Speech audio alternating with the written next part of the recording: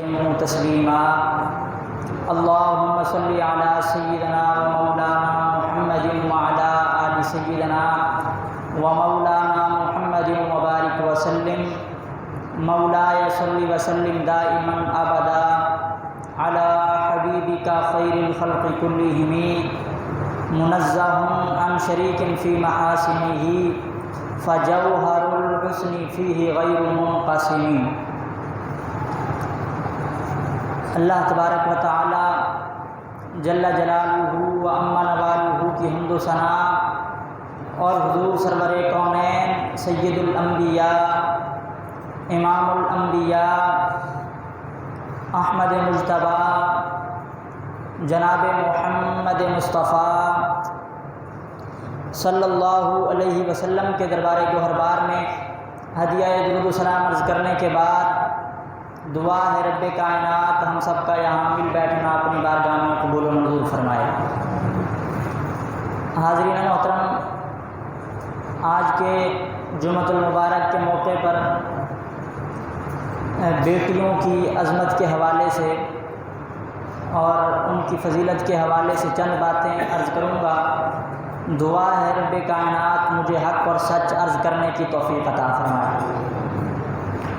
حاضرین محترم، حضور علیہ السلام کی آمد سے قبل زمانہ جہالت کی تاریکیوں میں گم تھا اور جہالت کی وجہ سے معاشرہ اس قدر خراب ہو چکا تھا کہ برہنہ حالت میں بیت اللہ کا طواف کیا جاتا تھا، اور معاشرہ اس قدر خراب ہو چکا تھا کہ بیٹا اپنے باپ کو منڈی میں بیچ آیا کرتا تھا، اور معاشرہ اس قدر خراب ہو چکا تھا کہ باپ کی وفات کے بعد بیٹا جو ہے وہ ماں سے شادی کر لیتا، اور اس قدر معاشرہ خراب ہو چکا تھا کہ بیٹی جب پیدا ہوتی تو باپ اپنی بیٹی کو زندہ دردور کر دیا کرتا۔ اس قدر جو ہے معاشرہ خراب ہو چکا تھا۔ اس دور میں جب بیٹی سے محبت کرنا تو درکنار، بیٹی کی ولادت ہی لوگوں کو پسند نہ تھی، اس معاشرے میں حضور علیہ السلام نے بیٹیوں سے محبت کا پیغام دیا، اور حضور علیہ السلام نے فرمایا انما فاطمۃ بضعۃ منی، کہ تم اپنی بیٹیوں سے محبت نہیں کرتے مگر میری بیٹی فاطمہ میرے جگر کا ٹکڑا ہے۔ اس طرح حضور علیہ السلام نے معاشرے میں بیٹیوں سے محبت کا پیغام دیا، اور اس دور میں جب بیٹی پیدا ہوا کرتی تو لوگوں کی کیفیت کیا ہوتی، اللہ رب العزت نے قرآن میں بیان فرمایا اذا بشر احدهم بالانثى، کہ جب کسی کو بیٹی کے پیدا ہونے کی خوشخبری سنائی جاتی کہ تیری بیٹی جو ہے گھر میں آئی ہے، جب باپ کو بیٹی کی پیدائش کی خبر دی جاتی تھی تو فرمایا ظل وجهه مسودا، کہ بیٹی کی خبر سنتے ہی بندے کے چہرے پر سیاہی چھا جاتی تھی، منہ پہ کالک چھا جاتی تھی کہ میرے گھر میں بیٹی پیدا ہو گئی، وَهُوَ كَظِيمٌ، اور بندہ جو ہے وہ غضبناک ہو جاتا، غصہ آ جاتا اسے کہ میرے گھر بیٹی پیدا کیوں ہوئی، اور یَتَوَارَى مِنَ الْقَوْمِ، وہ لوگوں سے منہ چھپاتا کہ اب میں لوگوں کے سامنے کس منہ سے جاؤں گا کہ میرے گھر تو بیٹی پیدا ہوئی ہے۔ اب اس کے پاس دو راستے ہوتے، جسے اللہ نے قرآن میں بیان فرمایا کہ أَيُمْسِكُهُ عَلَى هُونٍ ام یدسہ فی التراب، یا تو اب وہ بیٹی کو ذلت کے ساتھ رکھتا کہ اب یقیناً اس نے بیٹی رکھنی تو ہے لیکن ذلت کے ساتھ کہ نہ اس بیٹی سے محبت کرنی ہے، نہ اس کے ساتھ انس رکھنا ہے، نہ اس کی کسی فرمائش کو پورا کرنا ہے، یا تو ذلت کے ساتھ بیٹی کو رکھا جاتا، یا پھر ام یدسہ فی التراب، یا پھر اسے مٹی میں گاڑ دیا جاتا۔ تو حضور علیہ السلام کی آمد سے قبل اس قدر جو ہے معاشرہ خراب ہو چکا تھا، لیکن اس دور میں حضور علیہ السلام نے بیٹیوں سے محبت کا پیغام دیا اور فرمایا میری بیٹی فاطمہ میرے جگر کا ٹکڑا ہے، اور ساتھ ہی لوگوں کو یہ پیغام دیا کہ تم اپنی بیٹیوں کی اچھی تربیت کرو، اچھی جگہ بیٹیوں کے رشتے کر دو تو اللہ بیٹیوں کی وجہ سے تمہیں جنت عطا فرما دے گا۔ اگر بندہ بیٹی کی اچھی تربیت کرے اور اچھی جگہ بیٹی کا رشتہ کر دے تو اس پر بھی اللہ جنت عطا فرما دیتا ہے۔ تو بیٹیاں تو جنت میں جانے کا سبب ہیں، لہذا بیٹیوں کو دفن نہ کرو بلکہ اپنی بیٹیوں سے محبت کر کے ان کی تربیت کرو۔ اس پر متعدد روایات موجود ہیں، جن میں سے چند روایات آپ کے سامنے عرض کرتا ہوں۔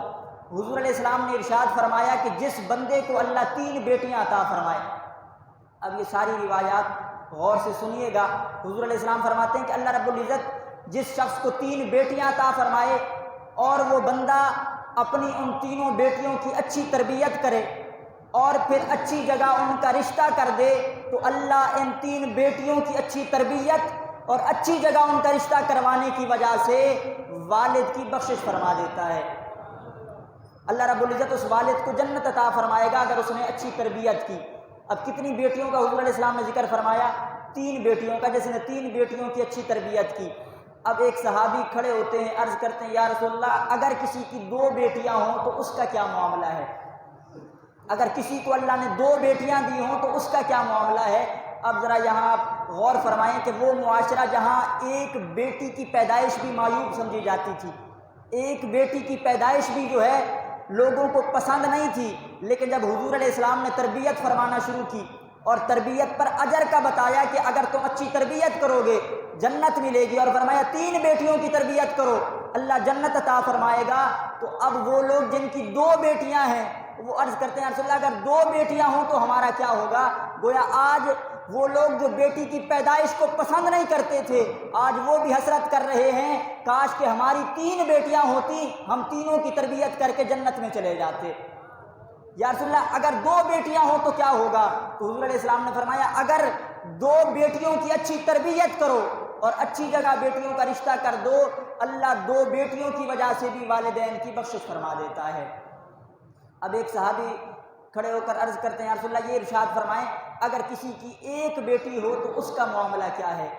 اگر اللہ نے کسی شخص کو 1 بیٹی عطا کی ہے تو وہ کیا کرے؟ حضور علیہ السلام نے فرمایا جس کو اللہ نے 1 بیٹی دی ہے وہ اس کی اچھی تربیت کرے, اچھی جگہ رشتہ کرے. تربیت کرنا تمہارا کام ہے, جنت عطا کرنا رب ذوالجلال کا کام ہے. اگر اللہ نے کسی کو بیٹی عطا کی ہے اسے چاہیے وہ اچھے طریقے پر بیٹیوں کی تربیت کرے. یقیناً جو بندہ اچھی تربیت کرے گا, اچھی جگہ بیٹیوں کا رشتہ کرے گا, اللہ رب العزت دنیا میں بھی اس کے لیے معاملات میں آسانی فرمائے گا, قیامت میں بھی اللہ اسے جنت عطا فرمائے گا. ایک اور روایت میں آتا ہے حضور علیہ السلام نے ارشاد فرمایا جسے اللہ نے 2 بیٹیاں عطا کی ہوں. اب ذرا غور سے آپ سماعت کریں گے جو میں نے آپ کے سامنے ابھی روایت عرض کی, اس میں 3 بیٹیوں کا ذکر ہے, پھر ایک صحابی نے 2 کا عرض کیا, پھر 1 کا عرض کیا, لیکن ابھی جو آپ کے سامنے روایت عرض کر رہا ہوں اس میں 2 بیٹیوں کا ذکر ہے. حضور نے فرمایا کہ اللہ رب العزت جسے 2 بیٹیاں عطا کرے اور وہ ان 2 بیٹیوں کی اچھی تربیت کرے. اب یہ ایک جملہ قابل غور ہے, جسے 2 بیٹیاں عطا ہوں اور وہ ان کی اچھی تربیت کرے, تو حضور فرماتے ہیں 2 بیٹیوں کی اچھی تربیت کرنے والا قیامت کے دن اس طرح میرے ساتھ جنت میں داخل ہوگا. اب حضور علیہ السلام نے یہ اشارہ کر کے فرمایا اپنی سبابہ اور وسطی انگلی, یہ 2 انگلیوں کو ملایا اور ملا کر ارشاد فرمایا کہ 2 بیٹیوں کی اچھی تربیت کرنے والا اس طرح میرے ساتھ جنت میں داخل ہوگا. جس طرح یہ 2 انگلیاں ملی ہوئی ہیں, 2 بیٹیوں کی اچھی تربیت کرنے والا بھی میرے ساتھ مل کر جنت میں داخل ہوگا. تو بیٹیوں کی تربیت پر اللہ نے انعام رکھا ہے, تو جسے اللہ رب العزت نے بیٹیاں عطا کی ہیں اسے چاہیے وہ اچھی تربیت کرے, یقیناً اللہ تعالیٰ اس پر اجر عطا فرمائے گا. ایک اور روایت ہے جس میں حضور علیہ السلام نے ارشاد فرمایا, اب آپ نے غور کیا پہلی روایت میں نے عرض کی جس میں 3 بیٹیوں کا ذکر ہے, دوسری روایت میں 2 بیٹیوں کا ذکر ہے, اب جو روایت عرض کر رہا ہوں اس میں 1 بیٹی کا ذکر ہے. حضور علیہ السلام نے فرمایا جسے اللہ رب العزت نے 1 بیٹی عطا کی اور وہ اسے زندہ درگور نہ کرے, یعنی زندہ زمین میں دفن نہ کرے, اور اس بیٹی کو حقیر بھی نہ سمجھے, یعنی اس سے بھی ایسے محبت کرے جیسے لڑکوں سے محبت کرتا ہے, بیٹوں سے محبت کرتا ہے. فرمایا جسے 1 بیٹی دی گئی ہو اور وہ اس بیٹی کو زندہ درگور بھی نہ کرے اور اسے حقیر بھی نہ سمجھے اور اپنے بیٹوں کے مقابلے میں اسے ترجیح بھی دیتا ہو.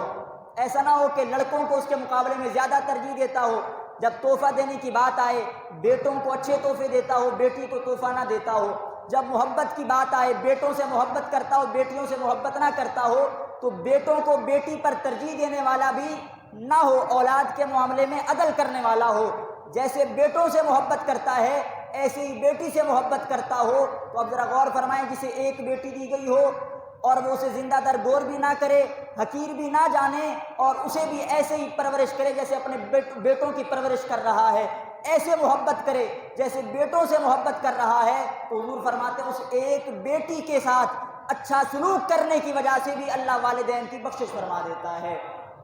تو بیٹیاں یہ جنت میں جانے کا سبب ہیں، تو لہٰذا بیٹیوں کے ساتھ اچھے سلوک سے پیش آیا جائے، ان سے محبت کی جائے۔ بلکہ ایک روایت میں آتا ہے کہ جناب سیدہ طیبہ عائشہ صدیقہ رضی اللہ تعالی عنہ آپ موجود تھیں، آپ کے پاس ایک خاتون آئی اپنی 2 بیٹیوں کو لے کر۔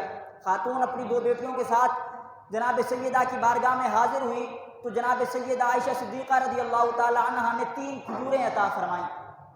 ماں کو 1 کھجور عطا فرمائی اور 2 بیٹیاں تھیں تو دونوں کو 1 کھجور عطا فرمائی۔ تو جناب سید عائشہ صدیقہ فرماتی ہیں میں نے دیکھا جب میں نے انہیں 3 کھجوریں عطا فرمائی تو بیٹیوں نے فوراً کھجوریں منہ میں ڈال لیں اور کھا لی، اور جب ماں نے وہ کھجور اپنے منہ کے قریب کی تو بیٹیوں نے ماں سے تقاضا کیا کہ اے ہماری ماں ہمیں یہ کھجور عطا فرما۔ کھجور ماں سے مانگی تو جناب سیدہ فرماتی ہیں اس نے منہ کے قریب وہ کھجور کر لی تھی، لیکن فوراً اس کھجور کو منہ سے دور کیا، اس کے 2 ٹکڑے کیے، ایک بیٹی کو 1 ٹکڑا دے دیا، دوسری بیٹی کو دوسرا ٹکڑا دے دیا۔ فرماتی مجھے بڑی خوشی ہوئی کہ یہ عورت اپنی بچیوں سے کتنا پیار کرتی ہے، کس قدر محبت کرتی ہے۔ آپ فرماتے ہیں میں نے حضور علیہ السلام سے عرض کیا یا رسول اللہ یہ اس طرح کا معاملہ پیش آیا ہے، میرے پاس ایک خاتون آئی تھی، میں نے اسے 3 کھجوریں دی، اس نے ایک بیٹی کو دوسری بیٹی کو عطا کی، 1 کھجور اپنے لیے رکھی، بیٹیوں کی کھجوریں کھانے کے بعد اس نے اپنی کھجور بھی بیٹیوں کو عطا کر دی۔ تو حضور علیہ السلام نے فرمایا کہ آج اس عورت نے بیٹیوں کے ساتھ جو شفقت کا مظاہرہ کیا ہے، جو شفقت کی ہے، اللہ رب العزت نے اس شفقت کی وجہ سے عورت پر جنت کو واجب کر دیا ہے۔ اللہ نے اس عورت پر جنت کو واجب فرما دیا ہے کہ اس نے بیٹیوں کے ساتھ اس نے سلوک کیا ہے، بیٹیوں کے ساتھ شفقت کی ہے۔ تو حاضرین محترم بیٹیوں کے ساتھ شفقت کی جائے، بیٹیوں سے محبت کی جائے، اور حضور علیہ السلام نے یہ زمانے کو پیغام دیا۔ حضور فرماتے ہیں انما فاطمہ بدعۃ منی، کہ میری بیٹی فاطمہ میرے جگر کا ٹکڑا ہے۔ حضور علیہ السلام جس معاشرے میں تشریف لائے وہ بالکل جو ہے اس چوراہے پر آ چکا تھا، اس جگہ پہنچ چکا تھا کہ وہاں بیٹیوں کو جو ہے زندہ درگور کیا جا رہا تھا۔ حضور نے بیٹیوں کے حقوق بیان کیے، حضور نے عورتوں کے حقوق کو بیان فرمایا۔ جس دور میں حضور علیہ السلام تشریف لائے وہاں عورتوں کو وراثت میں حصہ نہیں دیا جاتا تھا، عورتوں کو وراثت سے محروم کیا جا رہا تھا۔ حضور علیہ السلام نے عورتوں کے وراثت کے معاملات کو بیان فرمایا۔ اللہ رب العزت نے قرآن کے اندر پھر ان چیزوں کو ذکر فرمایا، للرجال نصیب مما ترک الوالدان والاقربون وللنساء نصیب مما ترک الوالدان والاقربون۔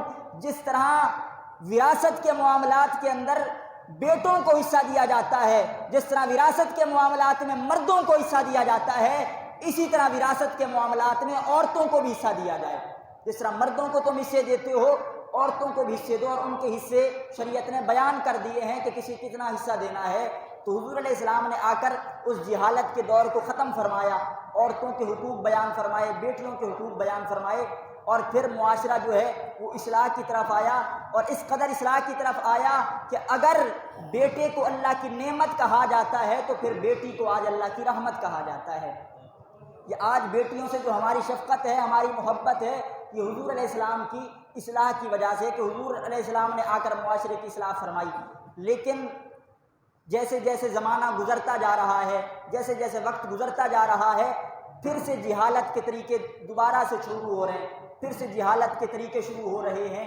ابھی آپ کے سامنے ہے، ابھی چند دن قبل میاں والی کے اندر ایک 6 سے 7 دن کی بچی، اسے اس کے والد نے جو ہے 5 سے 6 فائر مار کے ہلاک کر دیا۔ ایک ننھی سی جان 6 سے 7 دن کی بچی ہے اور اس کا والد اسے جو ہے گولیوں سے ہلاک کر رہا ہے۔ وجہ کیا ہے؟ اس نے کہا جی میری خواہش یہ تھی کہ میری پہلی اولاد بیٹا پیدا ہو، لیکن بیٹی پیدا ہو گئی، مجھے یہ اچھا نہیں لگا، مجھے پسند نہیں آیا، اس لیے میں نے بیٹی کو مار دیا۔ معاذ اللہ، آج پھر سے وہ جہالت کے طریقے زندہ ہو رہے ہیں۔ جیسے پہلے بیٹیوں کو زندہ درگور کیا جا رہا تھا، آج پھر سے بیٹیوں کو مارا جا رہا ہے کہ میری پہلی اولاد بیٹا پیدا کیوں نہیں ہوئی۔ حالانکہ اگر اللہ نے پہلے بیٹی عطا فرمائی تھی اسے خوشی ہونی چاہیے تھی، اسے تو اس پر خوش ہونا چاہیے تھا کہ اللہ نے اسے پہلی اولاد بیٹی عطا فرمائی ہے، جیسے اپنے محبوب کو پہلے بیٹی عطا فرمائی تھی۔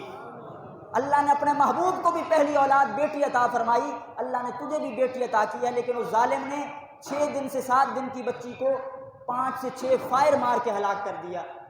اس قدر جو ہے معاشرہ پھر سے جہالت کی طرف جا رہا ہے۔ لہٰذا ضرورت ہے آج کہ ہمیں بیٹیوں کی شان بیان کرنی چاہیے کہ بیٹیوں کی فضیلت کیا ہے۔ میں نے آپ کے سامنے متعدد احادیث عرض کر دی ہیں کہ اگر بندہ بیٹی کی تربیت کر دے تو اللہ بیٹی کی تربیت کرنے پر والدین کو جنت عطا فرما دیتا ہے۔ اور یہ زندہ در گور کر دینے والا معاملہ جو ہے یہ جہالت کا تھا، اس دور میں ایسا کیا جاتا تھا، اور اس کی متعدد مثالیں۔ کئی لوگ جو بعد میں تائب ہوئے اور حضور علیہ السلام کے ہاتھ پر انہوں نے کلمہ پڑھا، وہ اپنے واقعات خود حضور علیہ السلام سے بیان کرتے۔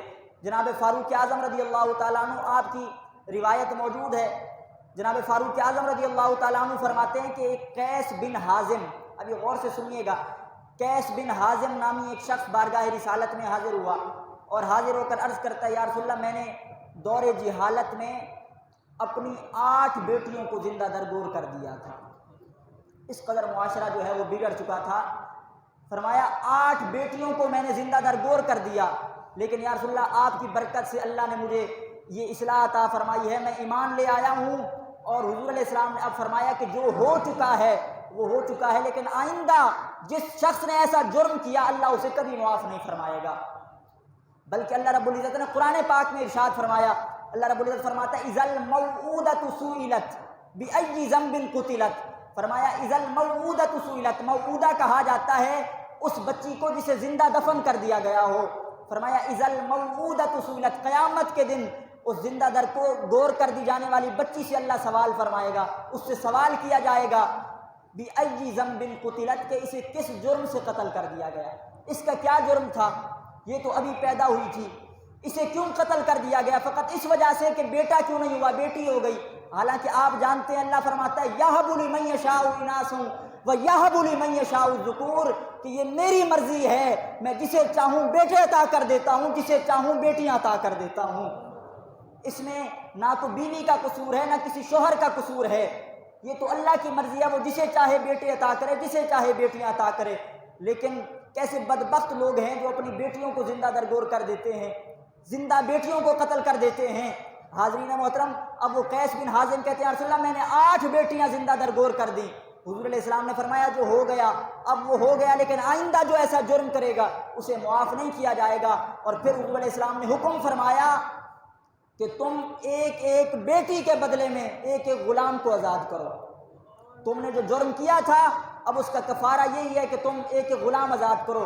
وہ عرض کرتے ہیں رسول اللہ میرے پاس تو کوئی غلام نہیں، میرے پاس تو اونٹ موجود ہیں۔ حضور نے فرمایا اگر تیرے پاس اونٹ موجود ہیں تو ایک بیٹی کے بدلے میں ایک اونٹ کو قربان کر۔ حضور علیہ السلام نے اس طریقے پر کفارے کا حکم دیا۔ اور اسی طرح ایک اور واقعہ ملتا ہے حدیث کے اندر، ایک شخص بارگاہ رسالت میں حاضر ہوا اور عرض کرتا ہے یا رسول اللہ کہ میں اپنے دور جاہلیت کی 2 باتوں کو یاد کرتا ہوں، ان میں سے ایک ایسی بات ہے کہ جسے یاد کر کے مجھے ہنسنا آتا ہے، اور ایک بات ایسی ہے جسے یاد کرتا ہوں تو مجھے رونا آ جاتا ہے۔ حضور نے فرمایا بتا وہ کون سی باتیں ہیں؟ عرض کرتا ہے رسول اللہ پہلی بات جسے یاد کر کے مجھے ہنسی آ جاتی ہے وہ بات یہ ہے کہ ہم دور جاہلیت میں بتوں کی عبادت کرتے تھے، ہم بتوں کی عبادت کیا کرتے تھے۔ یا رسول اللہ میں ایک سفر پر جانے لگا اور سفر پر جاتے ہوئے میں نے آٹے سے ایک جو ہے بت تیار کیا کہ رستے میں اس کی عبادت کرتا رہوں گا۔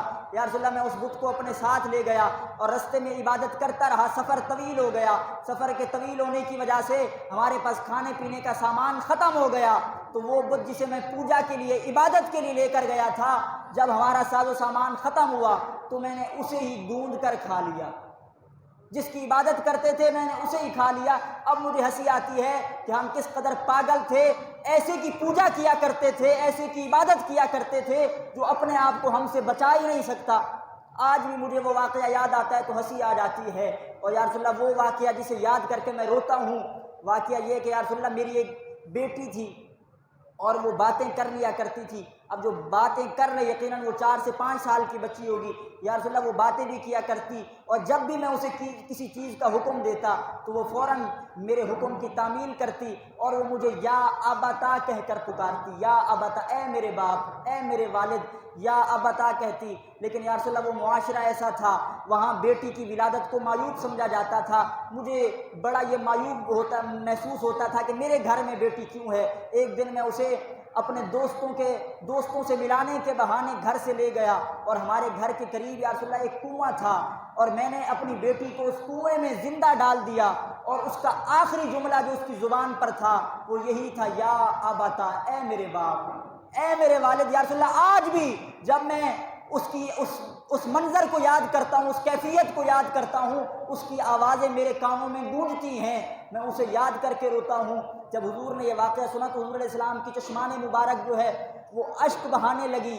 اتنے میں ایک صحابی نے اسے روکا کہ تو نے کیوں یہ واقعہ حضور کو سنایا ہے، حضور کو غمناک کر دیا ہے؟ حضور نے فرمایا، اے صحابی ایک بار پھر سناؤ تم نے کیا کیا تھا، ایک بار پھر سناؤ تم نے کیا کیا تھا۔ اب وہ پھر سے اپنا واقعہ سناتے ہیں، حتیٰ کہ حضور علیہ السلام اس قدر روئے کہ حضور علیہ السلام کی یہ داڑھی مبارک آنسوؤں سے تر ہو گئی، اور پھر حضور علیہ السلام نے فرمایا کہ جو ہو گیا ہو گیا، لیکن اب اگر کسی نے ایسا جرم کیا تو اللہ اسے کبھی معاف نہیں فرمائے گا۔ کہ کس قدر لوگ بدبخت ہیں کہ اپنی بیٹیوں کو زندہ درگور کر دیتے ہیں۔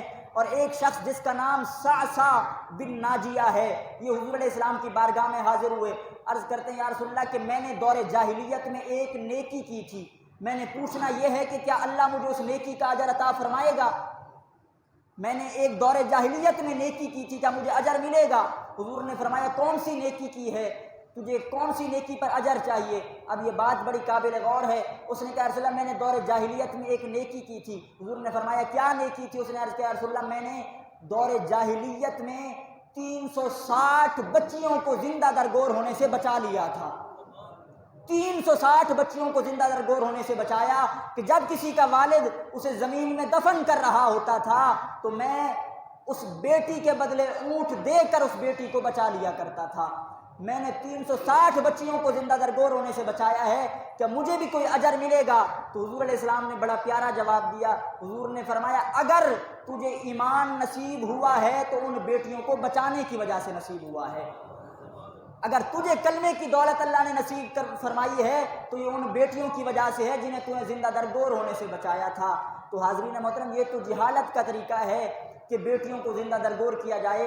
حضور علیہ السلام نے تو بیٹیوں کے حقوق کو بیان فرمایا، بیٹیوں سے محبت کو بیان فرمایا، اور جو بھی یہ واقعہ پیش آیا ہے ہم علل اعلان اس واقعے کی مذمت کرتے ہیں اور یہ کہتے ہیں کہ ایسے واقعات کا اسلام سے کوئی تعلق نہیں۔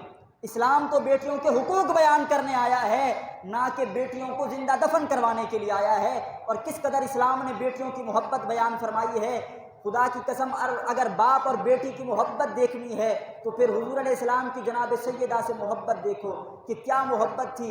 حضور علیہ السلام اس معاشرے میں جہاں بیٹی سے محبت تو درکنار، بیٹی کی ولادت پسند نہیں تھی، حضور فرماتے ہیں انما فاطمۃ بضعۃ منی، کہ تمہیں تو بیٹیوں سے محبت نہیں، لیکن میری بیٹی فاطمہ میرے جگر کا ٹکڑا ہے، میری بیٹی میرے جگر کا ٹکڑا ہے۔ اور حضور علیہ السلام خود فرماتے ہیں، آپ فرماتے ہیں کہ جناب سیدہ خدیجہ الکبریٰ رضی اللہ تعالیٰ عنہ جب ان کا وصال ہوا تو ان کے وصال کے وقت جناب سیدہ فاطمہ چھوٹی تھی، چند سال کی عمر تھی۔ حضور فرماتے میرے ساتھ ان کی محبت کا عالم یہ تھا کہ جب میں گھر میں آتا تو جناب سیدہ اپنے دوپٹے کے ساتھ میرے پسینے کو صاف کیا کرتی۔ حضور فرماتے جب میں گھر آتا جناب سیدہ میرے نالین کو سنبھال کر رکھا کرتی۔ حضور علیہ السلام اس وقت جناب سیدہ فاطمہ الزہرا چھوٹی سی عمر ہے، حضور جناب سیدہ کو اٹھاتے، پیشانی پر بوسہ دیتے اور بوسہ دے کر فرماتے خدا کی قسم ایسا تاریخی جملہ ہے شاید کسی باپ نے اپنی بیٹی کے لیے کہا ہو۔ حضور فرماتے ہیں فاطمہ جب کائنات بے چین ہوتی ہے مجھے دیکھ کر سکون حاصل کرتی ہے، اور جب میں بے چین ہوتا ہوں تو فاطمہ تجھے دیکھ کر سکون حاصل کرتا ہوں۔ اے فاطمہ جب کائنات بے چین ہوتی ہے تو مجھے دیکھ کر راحت پاتی ہے، اور جب محمد بے قرار ہوتا ہے تو تجھے دیکھ کے سکون حاصل کرتا ہے۔ حضور نے اپنی بیٹی سے محبت کا اظہار فرمایا، اور حضور علیہ السلام کی جناب شہزادی سے اس قدر محبت تھی۔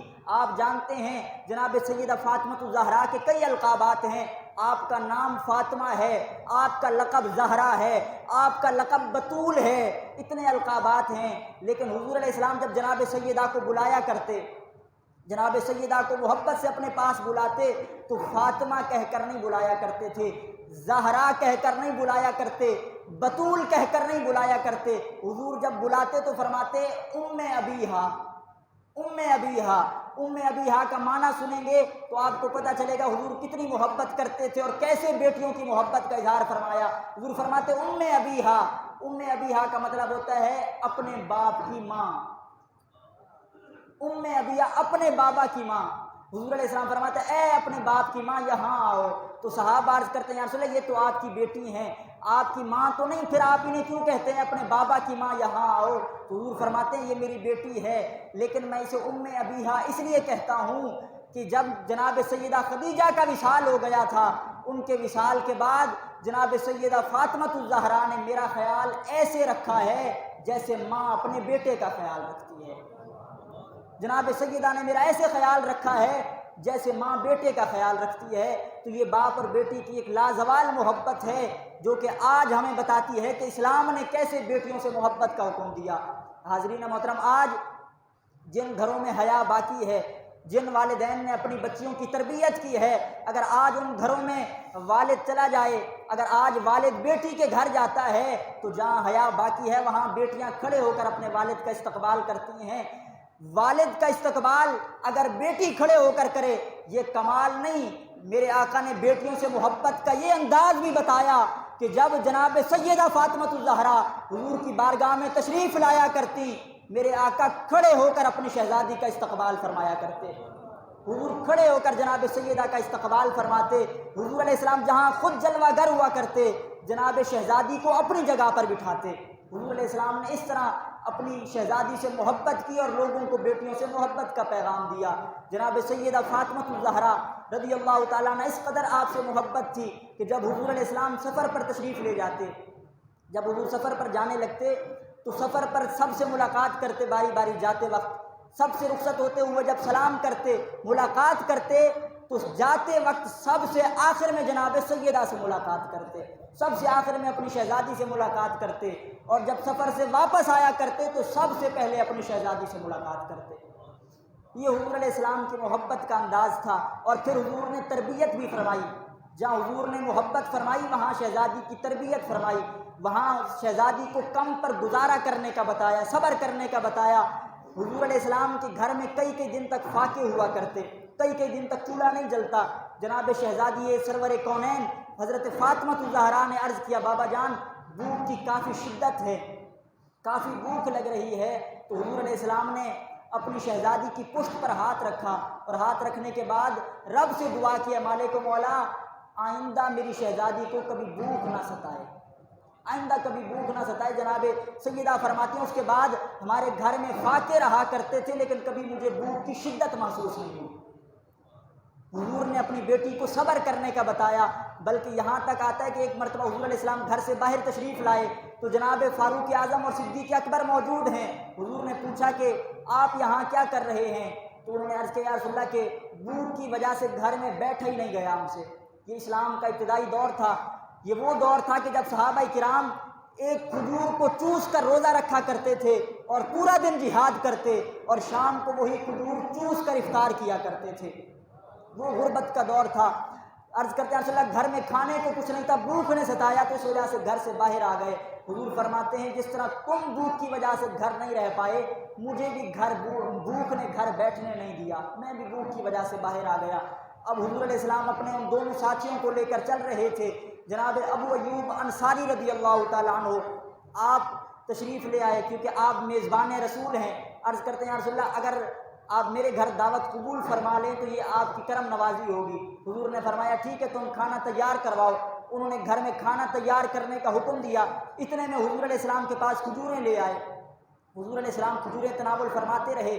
جب کھانا پک گیا حضور علیہ السلام کے سامنے دسترخوان لگایا گیا۔ اب یہ جملے سنیے گا کہ حضور کو شہزادی سے محبت کتنی تھی۔ جب حضور کے سامنے چند روٹیاں اور وہ گوشت کا سالن رکھا گیا تو حضور نے ایک روٹی اٹھائی، اس پر سالن رکھا اور فرمایا جاؤ ہمارے گھر دے آؤ، میری فاطمہ نے کئی دن سے کچھ نہیں کھایا ہے، کئی دن گزر چکے ہیں میری فاطمہ نے کچھ نہیں کھایا، یہ میرے گھر دے کر آؤ۔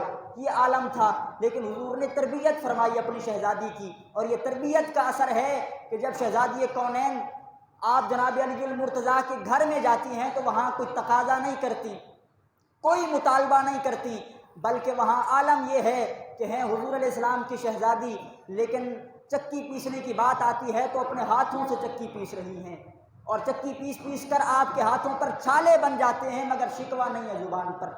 جناب شہزادی مشکیزہ اپنے کندھے پر اٹھاتی ہیں، جس کی وجہ سے کندھے پر نشانات بن گئے، مگر کبھی زبان سے شکوہ نہیں کیا۔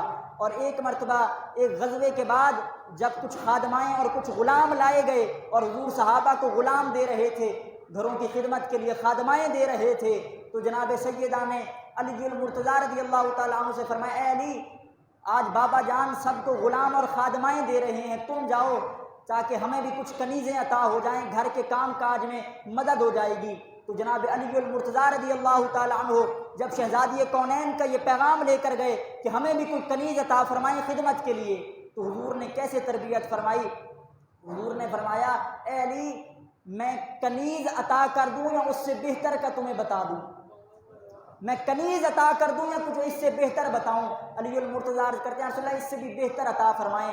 تو حضور نے فرمایا، اے علی، جاؤ اور میری شہزادی جناب سیدہ فاطمہ سے کہو کہ جب گھر کا کام کاج کر کے تھک جاؤ، جب چکی چلا کر اور مشکیزیں اٹھا کر تھک جاؤ، جب تھکاوٹ محسوس ہو تو 33 مرتبہ سبحان اللہ، 33 مرتبہ الحمدللہ، 34 مرتبہ اللہ اکبر پڑھ لیا کرو، اللہ ساری تھکاوٹ کو دور فرما دے گا، اللہ ساری تھکاوٹ دور فرما دے گا۔ حضور نے خادمہ عطا نہیں فرمائی بلکہ وظیفہ عطا فرما دیا۔ یہ زمانے کو پیغام تھا کہ جب میں اپنی بیٹی کی ایسی تربیت کر رہا ہوں تو تمہیں بھی ایسی تربیت کرنی چاہیے۔ بیٹی کی تربیت کرنے پر اللہ نے جنت کا اجر رکھا ہے۔ حضور نے شہزادی کی تربیت فرمائی، پردے کا حکم فرمایا، اور کیا شہزادی نے پردے کا خیال رکھا۔ زندگی تو زندگی رہی، ایک مرتبہ حضرت اسماء بنت امیس رضی اللہ تعالی عنہا جناب صدیق اکبر کی گھر والی، انہوں نے دیکھا کہ جناب سیدہ فاطمہ الزہرا کچھ پریشان ہیں، تو جناب سیدہ سے پوچھا، اے شہزادی، آپ کی پریشانی کا سبب کیا ہے؟ آپ کس وجہ سے پریشان ہیں؟ تو سنیے گا جناب سیدہ کو کیا پریشانی ہے۔ آپ فرماتے ہیں کہ پریشانی یہ ہے کہ میں نے دیکھا ہے کہ جب عورتوں کا جنازہ اٹھایا جاتا ہے تو جیسی چارپائی پر مرد کا جنازہ ہوتا ہے ویسی چارپائی پر عورت کا جنازہ ہوتا ہے، لیکن اللہ نے مرد و عورت کی جسم میں فرق رکھا ہے۔ عورت کا جسم جو ہے اللہ رب العزت نے اس میں فرق رکھا ہے، لہٰذا جب ایسی چارپائی پر عورت کا جنازہ جاتا ہے تو عورت کا ابھرا ہوا سینہ ظاہر ہوتا ہے۔ آپ فرماتے ہیں مجھے پریشانی یہ ہے کہ اگر میرا جنازہ ایسے اٹھایا گیا تو میری اس وقت کیا حالت ہوگی، کہ اگر اس حالت میں میرا جنازہ اٹھایا گیا تو کیا ہوگا؟ تو جناب اسماء بنت امیس نے فرمایا کہ آپ غم نہ کریں، میں نے حبشہ میں دیکھا ہے کہ وہاں جب عورتوں کا جنازہ اٹھایا جاتا ہے تو کھجور سے جو ہے چٹائیاں نما بنائی جاتی ہیں، اور ان چٹائیوں کو چارپائیوں کے کونے پر لگا کر ایک پوری ڈولی بنائی جاتی ہے، جس سے عورت کے جنازے کی بے حرمتی نہیں ہوتی، عورت کے جنازے پر کسی غیر محرم کی نگاہ نہیں پڑتی۔ تو جناب سیدہ خوش ہوئی اور فرمایا، میں تمہیں وصیت کرتی ہوں کہ میرا جنازہ ڈولی والا بنانا تاکہ غیر محرم کی نظر میرے جنازے پر بھی نہ پڑ سکے، کسی غیر محرم کی نظر میرے جنازے پر بھی نہ آئے۔ یہ حضور علیہ السلام کی تربیت تھی۔ اور حضور علیہ السلام نے فرمایا، جب میدان معشر میں میری شہزادی کو لایا جائے گا، جناب سیدہ فاطمہ الزہرا جب میدان معشر میں تشریف لائیں گی، حضور فرماتے ہیں کوئی ندا لگانے والا ندا لگائے گا کہ اے اہل معشر، اپنی نظریں اور اپنی گردنیں جھکا لو، نبی کی شہزادی گزر رہی ہے۔ وہاں پر بھی اس قدر معاملہ ہوگا۔ تو حاضرین محترم، یہ جو واقعہ میاں والی کے اندر ہوا، جہاں چند دن کی بچی کو باپ نے قتل کیا، ہم اس واقعے کی مذمت کرتے ہیں، اور یہ کوئی اسلام کا سبق نہیں۔ اسلام تو بیٹیوں کو عزت دینے کے لیے آیا ہے، بیٹیوں کے حقوق بیان کرنے کے لیے آیا ہے۔ ہم اس واقعے کی بھی مذمت کرتے ہیں، اور دوسری طرف وہ خواتین جو بے حیائی جیسے بینر اٹھا کر عورت کے حقوق کی بات کرتی ہیں، ہم ایسی عورتوں کی بھی مذمت کرتے ہیں۔ اسلام نے عورتوں کو حقوق دیے ہیں، اور وہ حقوق یہ ہیں کہ عورت حیا کا پاس رکھے۔ عورت کو بے حیائی کا اسلام نے حکم نہیں دیا، اور یہ عورتیں جو بے حیائی پھیلا رہی ہیں اس کا بھی اسلام سے کوئی تعلق نہیں۔ میں آپ کے سامنے چند باتیں اس پر عرض کرنا چاہوں گا کہ اسلام نے کس قدر پردے کا حکم دیا ہے۔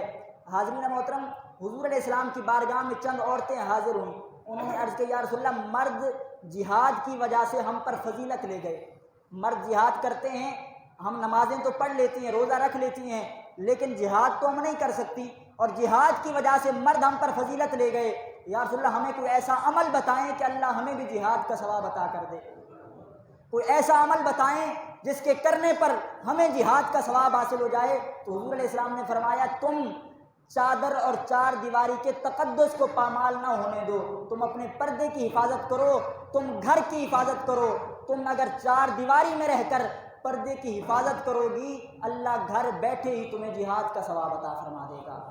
عورت اگر پردے کا خیال کر لے تو اللہ اسی پر اسے جہاد کا ثواب عطا کر دیتا ہے۔ اور صحابہ کرام صحابیات نے جو پردے کا خیال رکھا اس کی مثال نہیں ملتی۔ اللہ نے قرآن میں پردے کے حوالے سے بار بار ارشاد فرمایا، کہیں فرمایا وَلْيَضْرِبْنَ بِخُمُرِهِنَّ عَلَىٰ جُيُوبِهِنَّ، کہ جو ایمان والی عورتیں ہیں وہ اپنے گریبانوں پر اپنی چادریں ڈال کر رکھیں، اپنے گریبانوں کو ڈھانپ کر رکھیں۔ کہیں فرمایا قُل لِّلْمُؤْمِنِينَ يَغُضُّوا قُل يَا أَيُّهَا النَّبِيُّ قُل لِّأَزْوَاجِكَ وَبَنَاتِكَ وَنِسَاءِ الْمُؤْمِنِينَ يُدْنِينَ عَلَيْهِنَّ مِن جَلَابِيبِهِنَّ، کہ محبوب آپ ایمان والی عورتوں کو یہ حکم فرما دیں کہ وہ عورتیں اپنی چادریں چہروں پر ڈال کر رکھیں۔ گریبانوں کو بھی ڈھانکنے کا حکم دیا، چہرے کو بھی چھپانے کا حکم دیا، اور پھر ایمان والے مردوں کو بھی حکم دیا، فرمایا قُل لِّلْمُؤْمِنِينَ يَغُضُّوا مِنْ أَبْصَارِهِمْ، اے ایمان والے مردوں اپنی نگاہیں جھکا کر رکھو۔ عورت کا کام ہے وہ پردے کا خیال رکھے، اور مرد کے ذمہ ہے کہ وہ اپنی نگاہوں کی حفاظت کرے۔ اگر مرد اپنی نگاہوں کی حفاظت نہیں کر رہا تو مرد بھی مجرم ہے، اور اگر عورت پردے کا خیال نہیں رکھ رہی تو عورت بھی مجرم ہے۔ اور یاد رکھنا ان ساری چیزوں کا تعلق حیا سے ہے، مرد کی نگاہوں کی حفاظت بھی حیا سے ہے، اور عورت کے پردے کا تعلق بھی حیا سے ہے۔ اور حضور فرماتے ہیں الحیاء والایمان قرنا جمیعا فاذا رفع احدهما رفع الاخر، حضور فرماتے ہیں حیا اور ایمان یہ دونوں ملے ہوئے ہیں۔ یہ آخری بات، اس پر میں گفتگو ختم کرتا ہوں۔ حضور فرماتے ہیں حیا اور ایمان یہ دونوں ملے ہوئے ہیں، اگر ان میں سے ایک چلا جائے تو دوسرا خود بخود چلا جاتا ہے۔ اگر ایمان ختم ہو جائے حیا بھی ختم ہو جاتا ہے، اور اگر حیا باقی نہ رہے تو وہاں ایمان بھی باقی نہیں رہتا۔ تو لہٰذا حیا کا تعلق ایمان سے ہے، لہٰذا حضور نے فرمایا الحیاء شعبۃ من الایمان، حیا ایمان کا ایک شعبہ ہے۔